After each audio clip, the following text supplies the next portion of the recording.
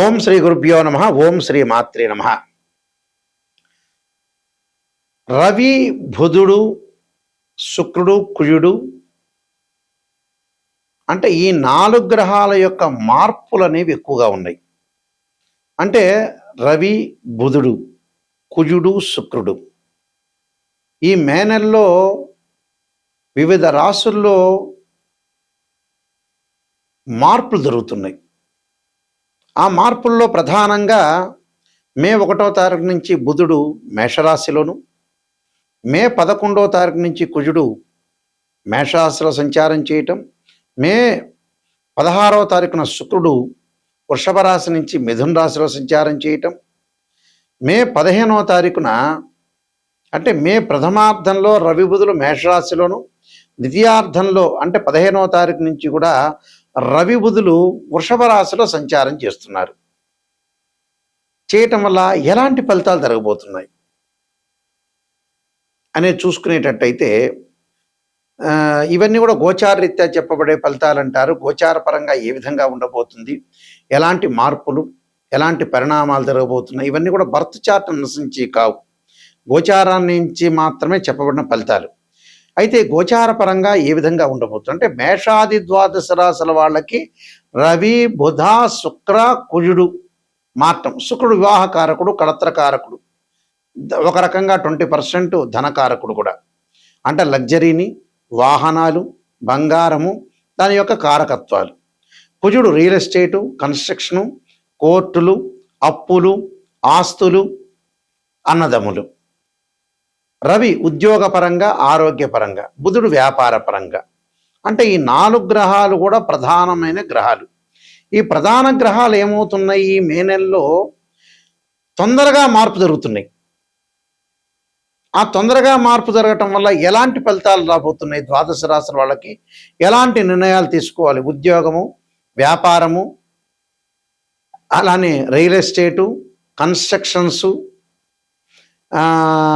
వ్యాపార పరంగానే కాకుండా ఆరోగ్యపరంగా, ఉద్యోగపరంగా, వివాహపరంగా ఎలాంటి మార్పులు జరగబోతున్నాయి అనేవి మనం ముందుగా తెలుసుకుందాం. ఈ రాశుల వాళ్ళందరికీ కూడా ఏ విధంగా జరుగుతున్నాయి, ఎలాంటి పరిహారాలు చేసుకోవాలి, ఎలాంటి పరిహారాలు చేసుకుంటే మనం ముందుకు వెళ్ళగలుగుతాం, ఎంత నెగిటివ్ ఉంది, ఎంత పాజిటివ్ ఉంది. నెగిటివ్ కూడా చాలా ఇంపార్టెంట్. పాజిటివ్ కంటే ఎప్పుడు కూడా నెగిటివ్నే ఇంపార్టెంట్. నెగిటివ్ తెలుసుకున్నామా మనం పాజిటివ్ అయిపోయినట్టే. సింపుల్. అది సింపుల్ మ్యాథమెటికల్ ఈక్వేషన్ లాంటిది అది. అందువల్ల ఖచ్చితంగా మీరు తెలుసుకోండి. నిజాన్ని తెలుసుకొని ముందుకెళ్తేనే మనకు మంచి జరిగే అవకాశం ఉంటుంది. ఎప్పుడూ కూడా నిజం నిప్పు లాంటిది. అబద్ధం ఆడామనుకో మనం మోసం చేసుకున్నట్టే. సింపుల్. అది ఎదుటివాడికి ఏమీ కాదు, మనం మోసం చేసుకున్నట్టు అర్థం. అంటే మనం వ్యాధి అంతా లోపల ఉంచుకున్నట్టు అర్థం. కాబట్టి అన్ని విషయాలు మీరు తెలుసుకోండి. ఇప్పుడు ఈ రాశుల వాళ్ళందరూ కూడా ఏ విధంగా ఫలితాలు జరుగుతాయో తెలుసుకుందాం. కుంభరాశి వారికి రవి, బుధ, కుజ, శుక్ర గ్రహాల వల్ల, ఈ గ్రహాల వల్ల కొత్త పనులకు శ్రీకారం చుట్టే అవకాశం ఉంటుంది. అంటే నూతన వ్యాపారాలు, నూతన ఉద్యోగాలు, నూతన ప్రణాళికలు, సమస్యలను ఎలా పరిష్కారం చేసుకోవాలనే ఆలోచనలు బాగా పెరుగుతుంటాయి. అంటే కెరీర్ పరంగా చాలా అద్భుతంగా ఉంటుంది. వీరికి సమాజంలో పేరు ప్రఖ్యాతలు రావటమే కాకుండా విద్యార్థులకు అనుకూలంగా ఉంటుంది. విద్యార్థులు చదువు మీద శ్రద్ధ పెడతారు. చాలా రోజుల నుంచి వీళ్ళు కొనుగోలు చేయాలనుకున్న స్థిరాస్తులు కొనుగోలు చేయటం, అలానే వారికి ఇబ్బందులు లేకుండా ఉండటం, వీరికి స్థిరాస్తులు కూడా బాగా కొనుగోలు చేయటమే కాకుండా ముఖ్యమైన వ్యాపారస్తులకి ఇది సరైన నిర్ణయంగా తీసుకునే అవకాశం ఉంటుంది. అలానే సమయము, పెట్టుబడుల విషయంలో జాగ్రత్తగా ఉండాలి. ఈ మాసంలో ప్రయత్నాలు చేయటం వల్ల కూడా చాలా శుభాలు కలుగుతాయి. శుభ కార్యక్రమాలు నిర్వహణ చేస్తారు. కుటుంబ పరంగా ఇబ్బందులు కలగకుండా చూసుకోండి. ఇళ్ళు, భూములు, కెమికల్ కంపెనీస్ ఇలాంటివన్నీ కూడా పెట్టుబడులు పెడతారు.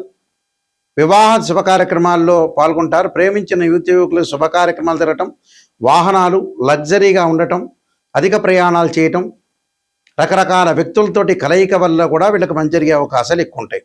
సమస్యలన్నీ కూడా ఎదిరించి వీళ్ళు పోరాడి ముందుకు వెళ్ళే అవకాశాలు ఎక్కువ ఉంటాయి. కాబట్టి టోటల్గా వీళ్ళకి అనుకూలమైన ఫలితాలు జరిగే అవకాశాలు ఎక్కువగా ఉంటాయి. కాబట్టి ప్రతి విషయంలో కూడా కొంత రాజీ లేకుండా ముందుకు వెళ్తుంటారు వీళ్ళు. అయితే ద్వితీయంలో శని ఉండటం వల్ల కొంత కుటుంబ పరంగా వివాదాలు కలగకుండా, అంటే భార్యాభర్తల మధ్యలో కానీ ఏరే వాళ్ళు వచ్చి వీళ్ళని అనవసరంగా గొడవ చేయటం, వాళ్ళిద్దరి మధ్యలో ఏదో రకంగా మధ్యవర్తిత్వం వహించి వాళ్ళిద్దరి మధ్య గొడవలు పెట్టే మనుషులు కూడా చాలామంది ఉంటారు. కుటుంబ పరంగా ఇబ్బందులు లేకుండా చూసుకోవాలి. అంటే చిలికి గాలివాన కాకుండా ఏదో విషయంలో అసందర్భంలో ఏది భార్యాభర్తల మధ్యలో వివాదాలు పెట్టే వాళ్ళు కూడా చాలామంది ఉంటారు. అలా ఆర్గ్యుమెంట్స్ చేయకుండా చూసుకోండి. ఎవరితో కూడా మితంగా మాట్లాడండి. వివాదాలు లేకుండా, మనకి గ్రాస్పింగ్ పవర్ ఉంది కదా అని ఎక్కువగా మాట్లాడితే కూడా ఇబ్బందే. అలాంటి ఇబ్బందులు లేకుండా చూసుకోవాలి. విద్యార్థులకు మంచి కాలం, విద్యార్థులకు అనుకూలంగా ఉంటుంది. కాబట్టి నేను కొన్ని పరిహారాలు చెప్పబోతున్నా, ఆ పరిహారాలు మీరు పాటించండి. వీళ్ళందరూ కూడా కొన్ని పరిహారాలు పాటించాలి. ఆ పరిహారాల్లో ప్రధానంగా పాటించే నిర్ణయాలు విషయంలో కానీ, ఈ నెలలో ఏదైతే గ్రహగమన గతులు మారిపోతున్నాయో ఆ గ్రహగమన గతుల్లో వీళ్ళందరూ కూడా అమ్మవారి యొక్క ఆరాధన చేయాలి. అంటే మహాకాళి, మహాలక్ష్మి, మహాసరస్వతి యొక్క ఆరాధన చేయాలి. అలానే ఈ రాశుల వాళ్ళందరూ కూడా యక్షాయ, కుబేరాయ, వైశ్రవణాయ, ధనధాన్యాధిపతే ధనం ధాన్యం సమృద్ధిమే దేహిమే దాపై స్వాహ అనే మంత్రాన్ని గురువారం రోజున, శుక్రవారం రోజున ప్రాతకాలంలో 21 సార్లు, ప్రాతకాలం కుదరలేదంటే మీరు ఆఫీసు నుంచి వచ్చిన తర్వాత ప్రదోషకాల సమయంలో గురువారం కానీ శుక్రవారం రోజున కానీ ఈ మంత్రాన్ని చదవటం ఇంపార్టెంటు. అంటే ఇది కుబేర మంత్రం అంటారు. ఈ కుబేర మంత్రాన్ని చదవాలి. ఆ కుబేర మంత్రంతో పాటు 21 సార్లతో పాటు దేవానాంచ ఋషీనాంచ గురుకాంచన సన్నిభం బుద్ధిమతం త్రిలోకేశం తం నమామిం బృహస్పతిం అనే మంత్రాన్ని కూడా చదువుకోవాలి. అలానే సూర్యుడి యొక్క ఆరాధన చెయ్యాలి. అంటే సూర్యుడి యొక్క ఆరాధన చేయటం అంటే ఏమిటి? ఉద్యోగపరంగా ఇబ్బందులు కలగకుండా ఉండటానికి ఆదిత్యాయుధే సహస్రకిరణాయ ధీమే తన్నో సూర్య ప్రచోదయాత్ అనే మంత్రాన్ని చదువుకోవాలి. గోధుమలు దానం చేయటం చాలా మంచిది. సూర్య భగవానుడి యొక్క ప్రదక్షిణాలు చేయాలి. ఆదివారం చక్కగా సూర్య యొక్క ప్రదక్షిణాల్ని 54 సార్లు నవగ్రహాల యొక్క ప్రదక్షిణ చేయటం. ఆదిత్యాయ, సోమాయ, మంగళాయ చ బుధాయ చ గురు శుక్ర శని భెచ్చ రాహవే కేతువే అనే మంత్రం చక్కగా చదువుకోవాలి. అలానే ఆస్తులు, కోర్టు సమస్యలు ఉన్న వ్యక్తులు ఎవరైతే ఉంటారో వీళ్ళు తప్పగా పాటించాల్సింది ఏమిటి అని అంటే కందులు దానము, ఎర్రని వస్త్రం దానంతో పాటు చక్కగా కుజుడి యొక్క ఆరాధన చేయాలి. ఎలా ఆరాధన చేయాలి? దానిమ్మ రసం ఏదైతే ఉంటుందో ఎర్రగా ఉండే రసాన్ని తీసుకుని కుజుడి మీద అభిషేకం చేయాలి. ధరణీ గర్భ సంభూతం విద్యుత్కాంతి సమప్రభం కుమార శక్తిస్తంచ మంగళం ప్రణమామ్యం అనే మంత్రాన్ని చదువుకుంటూ, లేకపోతే తత్పురుషాయ మహాసేనాయ ధీమే తన్నో షణ్ముఖ ప్రచోదయాత్ అని చదువుకుంటూ వెయ్యాలి. విద్యార్థులు తప్పకుండా దక్షిణామూర్తి స్తోత్రాన్ని, సరస్వతీదేవి యొక్క ఆరాధన చేయటం చాలా మంచిది. అలానే విష్ణు సహస్రనామ పారాయణం చేయటం ఒకటి, ఓం నమో నారాయణాయనం అనే అష్టాక్షరి మంత్రం చదువుకోవటం మంచిది. ఆరోగ్యపరంగా ఇబ్బందులు కలుగుతున్న వ్యక్తులు శరీరే జర్జరీభూతే వ్యాధిగ్రస్తే కలేబెరే ఔషధం జాహ్నవీతోయం వైద్యో నారాయణ హరి అనే మంత్రాన్ని చక్కగా చదువుకోవాలి. ఎల్నాడు శని యొక్క దోషం ఉన్న వాళ్ళు తప్పకుండా నల్లని ద్రాక్షారసంతో శనికి అభిషేకం చేయాలి. నీలాంజన సమాభాసం రవిపుత్రేమాకృత్యం ఛాయామార్తాండ సంభూతం తం నమామి శనైశ్చరం. పనులల్లో ఆటంకాలు కలుగుతున్న వాళ్ళు గణపతి యొక్క ప్రార్థన చేయండి. చేయటం వల్ల మీకు మంచి జరిగే అవకాశాలు ఖచ్చితంగా ఉంటాయి. అయితే ఒక జాతకాన్ని ఎప్పుడూ కూడా మనం అనాలిసిస్ చేసేటప్పుడు చాలామంది ఆలోచన చేస్తుంటారు. ఒక ఆస్ట్రాలజర్ని అప్రోచ్ అయ్యేటప్పుడు మా దానిలో కొన్ని కేటగిరీస్ ఉన్నాయి. దేవాలయంలో అర్చకులకి జ్యోతిష్యం అనేది కాదు, నామినల్గా చెప్తారు. వాళ్ళు మ్యాథమెటికల్ క్యాలిక్యులేషన్స్ చెప్పరు. వాళ్ళ కిందట అర్చకత్వంలో వాళ్ళు నిష్ణాతులు. ఆ దేవాలయాన్ని చక్కగా చూసుకోవటం, పరిరక్షణ చేయటం, విగ్రహాన్ని చక్కగా కడగటము, విగ్రహానికి మంచి బట్టలు కట్టించడం, ధూపదీప నైవేద్యాలతో పూజ చేయటం, మంచిగా ఏదైతే శ్రీ సూక్తంతో, పురుష సూక్తంతో, శివుడికి రుద్రాభిషేకంతో, సుబ్రహ్మణ్య స్వామి యొక్క అష్టకము, అష్టోత్తర శతనామావళి, చక్కగా ధూపము, దీపము, నైవేద్యాలు, అలంకరణ, పుష్ప అలంకరణతోటి చేయటం అనేది వాళ్ళ విధి.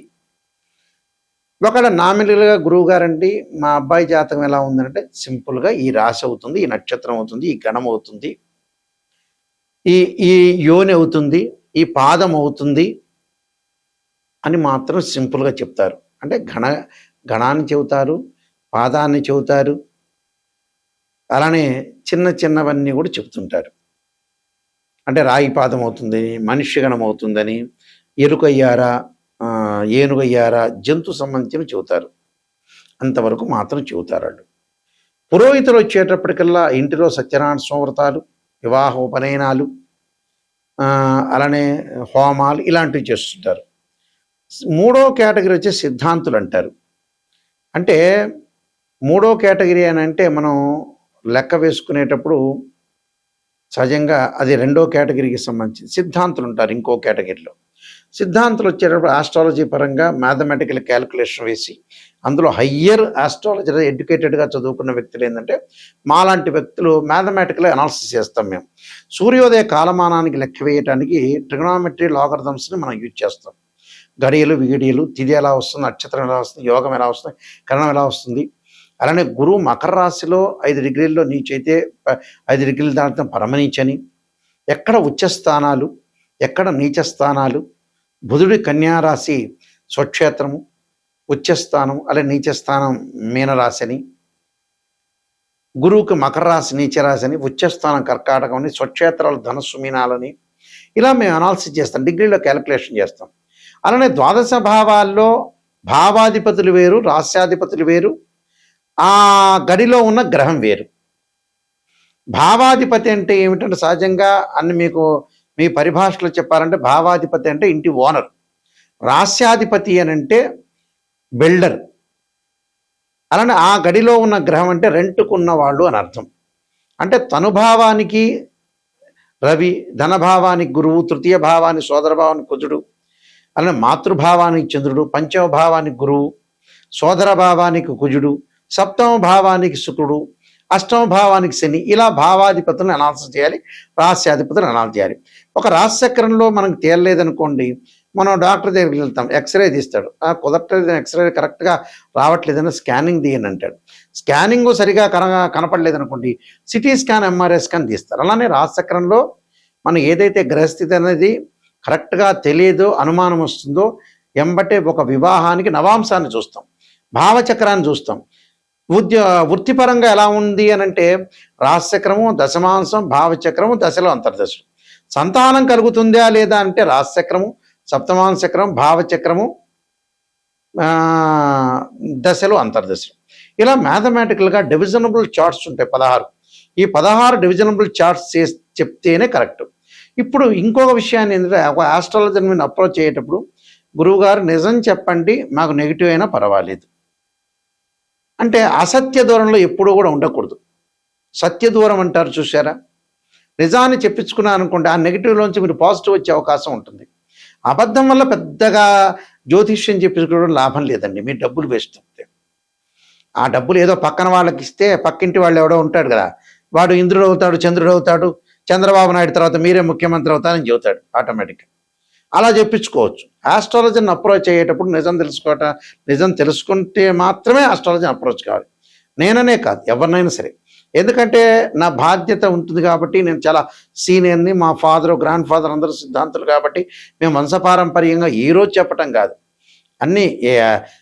అన్ని రకరకాల ఛానల్స్ అన్నీ కూడా, ఎక్కువ ఛానల్స్ నాతోనే డివోషనల్ స్టార్ట్ అయినాయి. చాలా హైదరాబాద్లో ఉండే నెంబర్ ఆఫ్ ఛానల్స్ కానీ అవన్నీ కూడా నాతోనే స్టార్ట్ అయినాయి. నేను రాజమండ్రి మోహన్ పబ్లికేషన్ రైటర్ని కూడా. కాలసర్పయోగము, కాలసర్పయోగ చంద్రిక, రాహుకేతువులు, ఛాయాగ్రహాలు, స్వప్న శాస్త్రము, అలానే బృహత్ పరిహార సింధు, జాతక చంద్రిక, వివాహ మార్తాండము, పుత్ర గణపతి వ్రతము, సర్వదేవత గోత్రులు పార్ట్ 1, పార్ట్ 2, ఇలాంటి ప్రొడక్షన్ ఆఫ్ ఆస్ట్రాలజీ, ఇలాంటి చాలా గ్రంథాలన్నీ కూడా నేను రాశాను. మా వెబ్సైట్ nayakanti.com, nayakanti.in. నెగిటివ్ ఏదైతే నిజంగా తెలుసుకొని జాతకపరంగా తెలుసుకునే గురువుగారి ద్వారా, నాయకంటి మల్లికార్జున శర్మ గారి ద్వారా నేను బాగుపడతాననే వ్యక్తులు మాత్రమే నాకు ఫోన్ చేయండి. కాలక్షేపానికి చేయొద్దండి. నిజంగా వారి ద్వారా మనం బాగుపడాలి నిజం తెలుసుకోవాలి. మన లైఫ్ ఏంటి, ఎటు టర్నింగ్ అవుతుంది, ఎంతవరకు మనం సంపాదించగలుగుతాం, ఉద్యోగం, వ్యాపారం, అన్ని విషయాల్లో తెలుసుకోవాలి, నిజంగా తెలుసుకోవాలి అనే వ్యక్తులు మాత్రం నాకు నెంబర్కి ఫోన్ చేయండి. ఆ నెంబర్ డైరెక్ట్గా నా దగ్గరికే వస్తుంది. ఆ స్క్రీన్ మీద అవుతున్న స్క్రోల్ అవుతున్న నెంబర్ ఉంటుంది, ఆ నెంబర్కి నాకు ఫోన్ చేయండి. ఫోన్ చేస్తే, ఎందుకంటే మేము వంశపారంపర్యంగా చెప్పేవాళ్ళం, మీరు జాగ్రత్తగా అనుసరించి మీ లైఫ్ని మా ద్వారా మీరు బాగు చేసుకోవాలని ఆశిస్తున్నాను. మీ అందరికి కూడా శ్రీ పరమేశ్వరి యొక్క కరుణాకటాక్షం ఉండాలని ఆశిస్తూ సర్వే జనా సుఖినో భవంతు.